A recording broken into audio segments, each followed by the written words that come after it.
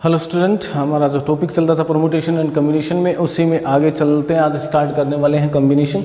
Permutation में हमने start किया था, उसके बाद हमने देखा कि कैसे परमुटेशन के डिफरेंट केसेस कर सकते हैं, रिपीटेशन कब होगा, रिपीटेशन नहीं होगा, उसके बनाए थे। कम्बिनेशन में क्या करना है, कम्बिनेशन का एक्चुअल में मीनिंग होता है selection, right. Combination means selection. Combination का मतलब क्या होता है कि ये किसी ऑब्जेक्ट में या किसी उसमें आइटम्स में ये इतना पार्ट इसका, ये इतना है, यानी उसका रेशियो जैसे होता है ना एक तरह से, वैसे ही कम्बिनेशन का मतलब सिलेक्शन करना है। सिलेक्शन क्या करना है, मान लो एन ऑब्जेक्ट है, ठीक है, आर में सेलेक्ट करना है तो एन सी आर लिखते हैं, out of N object, right. R को सब्जेक्ट वो सेलेक्ट करना है, एन ऑब्जेक्ट थे मेरे पास, उसमें से आर को सेलेक्ट करना है, तो उसके नंबर ऑफ सिलेक्शंस या कॉम्बिनेशंस जो होंगे वो क्या होंगे, एन सी आर। ये एक्चुअल में क्या होता है, देखिए, फैक्टोरियल एन अपॉन दोनों का difference N minus R factorial R, इसको ऐसे लिखते हैं। या मैं ये लिख दूँ इसको कि N P R divided by factorial R. अब इसका मतलब क्या हुआ, पी का मतलब परमुटेशन से हम जानते हैं फैक्टोरियल आर से डिवाइड होगा। क्यों करते हैं इस आर को डिवाइड, देखिए मैं एक कोशिश करता हूँ, लिखता हूँ ए बी सी, 3 लेटर्स हैं, मेरे को अरेंज करने हैं इनको, तो मैं लिख सकता हूँ ए सी बी, फिर मैं लिख सकता हूँ ए सी, ओके ये हो गया। Then I start with B, B से स्टार्ट कर देता हूँ, बी के साथ क्या आएगा ए सी, बी के साथ सी ए, और फिर यहाँ लिख देता हूँ सी ए बी, और ये आ जाएगा सी बी ए। अब देखिए ये मेरे पास क्या है, परमुटेशन है, अरेंज कर दिया। लेकिन मैं कहता कि 3 में से तीनों सेलेक्ट करना, ठीक है, तीनों सेलेक्ट कर लेते हैं। मान लो तीनों को अरेंज किया तो ये मेथड हो गए। 3 को सेलेक्ट कर रहा हूँ तो A B C, A C B, B A C, C A B, B C B A B, और सब एक ही सिलेक्शन है, क्योंकि 3 पर्सन है, 3 को सेलेक्ट कर लिया। यानी जहाँ पे ऑर्डर का कोई मतलब नहीं रहता है। मान लो मैं एक एग्जांपल लेता कि ए बी सी 3 पॉइंट है, इससे आप लाइन बना सकते हो। कितनी लाइन बना सकते हो, तो देखिए ए बी बना सकता हूँ, ए के साथ बी लिया मैंने, ए के साथ सी ले लिया, और फिर बी के साथ सी ले सकता, 3 बनेंगे हमारे पास। लेकिन मैं परमुटेशन करता इनको यूज़ करके तो क्या बनाता है, ए बी, फिर ए बी और B C B B A B बनता, और सी ए और सी बी भी बनता। ये तो टोटल हो गए परमुटेशन। लेकिन क्योंकि ए बी और बी ए एक ही लाइन को रिप्रेजेंट करते हैं किसी भी लाइन उसमें, राइट, किसी भी स्पेस में और किसी भी प्लेन में ए बी और बी ए एक ही लाइन को रिप्रेजेंट करते हैं, तो इसका मतलब इनका कोई मीनिंग नहीं रहा। इसलिए हमें क्या करना पड़ता है, ये हमारा सिलेक्शन, ए को बी, यानी पहले ए को ले लो फिर बी को ले लो, सेलेक्ट किया, किसी चीज़ को निकाल लिया कहीं वहाँ से, तो ये मेथड हो गया। तो इसका मतलब एन पी आर, ये आर क्यों होता है, क्योंकि देखिए जो चीज़ें रिपीट होती हैं उससे हम डिवाइड करते हैं, तो क्योंकि ए बी और बी ए को एक ही मानना पड़ता है कम्बिनेशन में, तो वही चीज़ यहाँ है, उसी को कम्बिनेशन बोल देते हैं। अब देखिए इसका सिंपल सा यूज़ करना सीखते हैं। सबसे पहले तो इसकी प्रॉपर्टीज़ को डिस्कस करेंगे, क्योंकि ये हमें हेल्प करने वाली है। सबसे पहले मैं बात करता हूँ एन सी आर। जैसे मैं कह देता हूँ कि 8 ऑब्जेक्ट्स थे मेरे पास, ओके, 3 बी सेलेक्टेड, 3 को सेलेक्ट करना है मेरे को, तो क्या करूँगा, देखिए 8 सी 3 हो जाता है, सिंपल सा है। फैक्टोरियल 8 अपॉन दोनों का डिफरेंस लिख दीजिए, फैक्टोरियल 5 और फैक्टोरियल 3। अब इनको सोल्व करने के लिए हमें क्या क्या मेथड यूज़ कर सकते हैं, देखिए उन्हीं को ही करते हैं। सबसे पहले तो देखिए आप डेफिनेशन देखिए, एन सी आर क्या होगा, N C N minus R, दोनों की वैल्यू सेम ही होगी। क्यों होगी, देखिए यहाँ पे लिखा हमने फैक्टोरियल एन, इसको मैं रिप्लेस कर देता हूँ एन माइनस आर से, तो क्या आएगा, ये तो ये टर्म बन जाएगा और ये वाला आर बन जाएगा। तो एक प्रॉपर्टी तो ये होगी। अच्छा एक चीज़ और हो गई कि अगर मैं ये लिखता कि N C X equal to N C Y है, राइट, एक्स और वाई आपको पता है ये रियल नंबर होते हैं, एन से कम होंगे, वाई भी एन से कम होगा। अगर 2 वैल्यूज़ इक्वल हैं तो इसका मतलब देखो इन दोनों का सम कितना था, इसके इक्वल आता है। तो सेम x प्लस वाई का सम कितना आ गया, x प्लस वाई की वैल्यू हमेशा n के इक्वल होगी, जिसमें से ऑब्जेक्ट सेलेक्ट कर रहे हैं। यानी हम ये भी कह सकते हैं, अगर मैं इसी को यूज़ करना चाहूँ, देखिए इसको यूज़ करके अगर मैं लिखता हूँ 10C3 या मैं लिख दूँ 10C7, दोनों की वैल्यू सेम ही आनी है। इसका मतलब 3 को सेलेक्ट कर दो या 7 को छोड़ दो, या 7 को सेलेक्ट कर दो 3 को छोड़ दो, बात एक ही होनी है, राइट। तो ये एक प्रॉपर्टी होगी। अब देखिए एनसीआर को कैलकुलेट करने का सबसे जो इम्पोर्टेंट पार्ट है जो हम यूज़ करते हैं, देखिए एनसीआर बड़ी इंपॉर्टेंट प्रॉपर्टी है। इसको मैं लिख सकता हूँ n upon R n minus one C R minus one. बड़ा इंटरेस्टिंग सा रिजल्ट आ जाता है। ये देखिए एन सी आर, n और r को छोड़ दीजिए, नेक्स्ट का कॉम्बिनेशन लिख दो। ऐसे ही मैं इसको ऐसे लिख सकता हूँ n minus N into N minus one N upon R, ये लिख लीजिए n minus one upon R minus one, और नेक्स्ट आ जाएगा n minus two C R minus two. तो ये कैसे हेल्प करती है हमें सोल्व करने के लिए, देखिए अभी करते हैं। मान लो आपको कैलकुलेट करना हो 10c5 या 10c4 कर लेता हूँ, जो बिल्कुल ठीक है, कोई दिक्कत नहीं है। तो क्या लिखूंगा मैं इसको, देखिए लिखते जाइए आप। 10 अपॉन 4, 9 अपॉन 3, एक के कम करते जाओ, 8 अपॉन 2, और फिर लास्ट में आ जाएगा 7 अपॉन 1, और 1 आ गया तो इसके बाद आपको लिखना ही नहीं है, 1 से कम सिलेक्शन 0 लिखना ही नहीं है। ओके, उसका मतलब वैल्यू 1 हो जाएगी। तो यानी हमने क्या लिखा, देखिए 4 तक थे तो 1 2 3 4 प्लेस तक चला मैं ऐसे इसका यूज़ करके। तो ये प्रॉपर्टी, ये ज़्यादा इजी हमें लर्न करना। ये तो प्रॉपर्टी कि सर ये पता नहीं क्या है, इसको अगर देखेंगे तो वही चीज़ आ रही है, राइट। इसको लिखूंगा तो मैं देखिए एक्चुअल में क्या होगा, factorial 10 upon factorial 6 into factorial 4।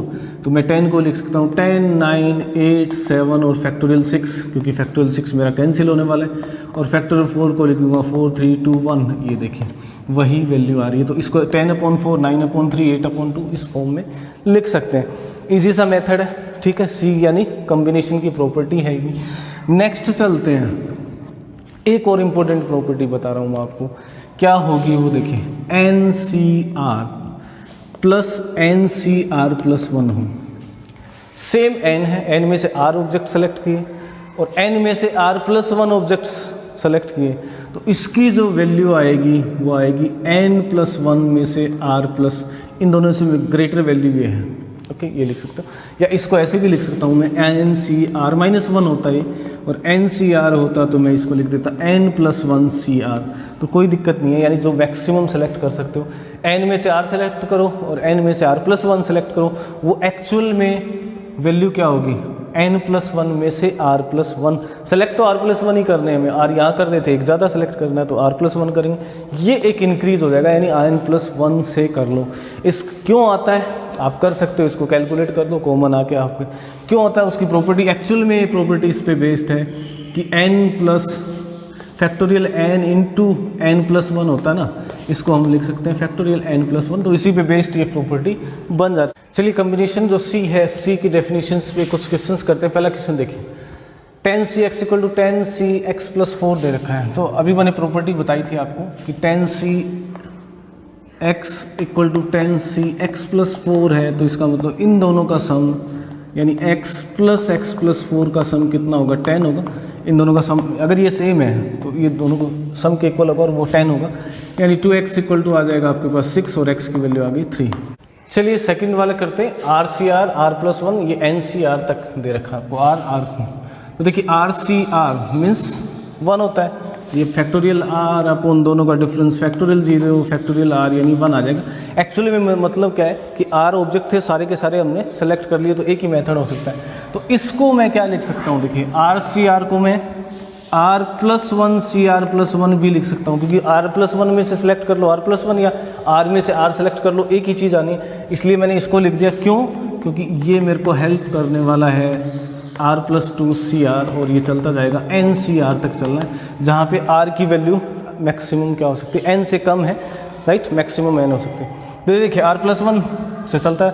अब ये प्रॉपर्टी अभी थोड़ी देर पहले पढ़ी थी हमने कि N C R plus N C R plus 1 होता है, तो एक वैल्यू बढ़ जाती है, बस थोड़ा सा ध्यान रखना, ये प्रॉपर्टी बड़ी काम की चीज़ है, बड़ा इंपॉर्टेंट पार्ट है। तो ये बन जाएगा हमारे पास आर प्लस 1 है ना, तो 2 बन जाएगा और सी आर प्लस 1 जो मिनिमम होगा। फिर नेक्स्ट आ जाएगा आर प्लस 2 सी आर, और ये चलता जाएगा एन सी आर तक। अब इसकी जगह क्या आ जाएगा, देखिए आर प्लस 2 सेम है, एक बढ़ जाएगा और यहाँ पे आर प्लस 1 आ जाएगा, यानी इसको मैं लिख सकता हूँ, ये रफ कर दीजिए प्लीज़। ओके, ये लिख सकता हूँ आर प्लस 2 की जगह क्या हो जाएगा, 3 हो जाएगा, एक और बढ़ गया, देखिए आर प्लस 2 था 3 हो जाएगा और ये आर प्लस 1 आ जाएगा, सी आर प्लस 1, और ऐसे चलता जाएगा और लास्ट में एन सी आर।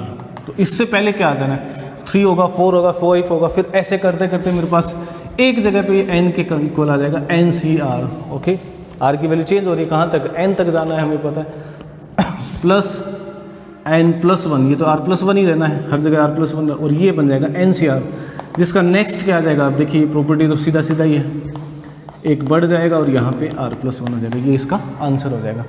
अब करते हैं हम नेक्स्ट पार्ट, 2NCN। वैसे 2NCN क्या है, अगर देखिए n कोई भी वैल्यू हो तो ये इवन बनेगा, और ये क्या है n है, ये किसी भी सिलेक्शन में मैक्सिमम जो सिलेक्शन हो सकते हैं, मैक्सिमम सिलेक्शन, यानी NCR लिखा है मैंने, अगर NCR लिखा तो इसकी मैक्सिमम वैल्यू कब होगी, जब ये क्या हो, R इसका हाफ हो, जब इवन है। ओड है तो दो जगह पे मैक्सिमम वैल्यू होगी, कैसे होगी मैं अभी बताता हूँ। देखिए NCR, इसका मतलब R क्या होना चाहिए, n/2, अगर ये क्या है n इवन है तो ओके, तो इसका मतलब सीधा सा n/2 हो जाएगा। n ओड है तो r की वैल्यू क्या होगी, r की वैल्यू हो जाएगी n/2, तो कर नहीं सकते, या तो -1 करो या फिर n+1/2। इस केस में दोनों टर्म क्या देंगे, यहाँ पे इसकी वैल्यू क्या हो जाएगी, मैक्सिमम होगी। तो इसकी मैक्सिमम वैल्यू कब होती है, राइट, इसकी मैक्सिमम वैल्यू होगी NC2, NCR की मैक्सिमम वैल्यू है तो NC n/2 हाफ और NC n-1/2, और ये तो एक केस हो गया जब इवन वाला, या फिर इसमें NC n-1 की जगह +1 आ जाएगा, ओके, NC n+1/2। इन दोनों में से कोई एक निकालो, दोनों की वैल्यू एक ही आनी है, ये हमें पता है कि लास्ट और NCR और NC n-R दोनों सेम आते हैं। तो ये इसकी मैक्सिमम वैल्यू है। तो अगर किसी भी कहीं भी आपको पूछ रहा होगा NCR की मैक्सिमम वैल्यू कब होगी, जब R उसका हाफ होगा। ये टर्म है, इसको हमें प्रूव करना है, क्या, देखिए ये टर्म होगा डिवाइडेड बाय फैक्टोरियल n भी आएगा इसमें। तो देखिए करते हैं इसको, 2CN को क्या लिख सकता हूँ मैं, फैक्टोरियल 2n, दोनों का डिफरेंस फैक्टोरियल n, फिर फैक्टोरियल r की जगह n आ गया। अब मैं इसको लिखना चाहूँ तो सिंपल सा है, देखिए 2n को क्या लिखूँगा, 2n, 2n-1, 2n-2, और लास्ट में चलता जाएगा फैक्टोरियल 2n आ जाएगा, सॉरी लास्ट टर्म आएगा 2n, और उससे पहले आएगा 2n-1। चलिए नीचे फैक्टोरियल n लिख देता हूँ, ये फैक्टोरियल n लिख लेते हैं, कोई दिक्कत नहीं है। अब इसमें देखिए ओल्ड प्लेसेस पे क्या आएगा, 2n-2, फिर 2n-4, 2n, तो ये मैं अलग कर लेता हूँ और इनको लिख देता हूँ 2n, 2n-2, 2n-4, और लास्ट में आ जाएगा 2n। बाकी टर्म क्या बचेंगे, देखिए 2n-1 बचेगा, ओके, सॉरी ये 3 2 1 आएगा, सॉरी उल्टा लिख दिया, वो तो पहले ही लिख लिया हम 2n। तो ये 1 2 3 तक जाएगा, फैक्टोरियल की जो डेफिनेशन है 3 2 1, तो इसमें तो 2 आ जाएगा, बाकी वाले टर्म में क्या बचेगा 2, okay 1। Odd places, even places पे क्या आएंगे, देखिए 2n-1, इससे पहले क्या आएगा 2n-3, और ये लास्ट में आ जाएगा 3 1, डिवाइडेड बाय फैक्टोरियल n का स्क्वायर है। एक बार ऐसे लिख देता हूँ, इसमें से 2 कॉमन, इसमें से 2 कॉमन, इसमें से 2 कॉमन, कितनी बार कॉमन आएगा लास्ट तक 2 तक, कितने टर्म्स हैं, 2n थे, आधे इवन प्लेसेस के लिए, आधे ओड प्लेसेस के लिए, तो ये आ जाएगा 2 पावर 1 2 3 4 n टाइम्स कॉमन आएगा, तो 2 × 2 × 2 × 2 n बार होगा 2 पावर n। यहाँ से बचेगा n × n-1, 2 कॉमन लेने के बाद n-2 बचेगा, और ये चलता जाएगा 1 बचेगा, ओके, ये हो जाएगा आपके पास 1 3, ऐसे लिख दिया, मैं उल्टा लिख देता हूँ, प्रोडक्ट ही है ना, 2n-1 2n-3, और डिवीज़न में आ गया आपके पास फैक्टोरियल n इंटू, इस फैक्टोरियल n को लिख देता हूँ 1 2 3 4 और n तक सबका प्रोडक्ट, और ये प्रोडक्ट क्या हो गया, सेम है, कैंसिल हो जाएगा up to 1, not this one, ये 1 3 तो एज इट इज़ रहेगा, ओके। ये जब कैंसिल हो जाएगा तो हमारे पास क्या बचना है, देखिए 2 पावर n 135, ये बच जाएगा 2n-1 divided by 1 factorial of n। Okay, तो आई होप आपको समझ आया कि NCR की प्रॉपर्टीज़ क्या है, मैक्सिमम वैल्यू कब होगी, इसको भी ध्यान रखना कि NCR की मैक्सिमम वैल्यू तब होती है जब वो n ये इसका हाफ हो, यानी जो मिडिल टर्म जैसे होता है ना कि n का 2n का मिडिल टर्म क्या होगा, n होगा, राइट।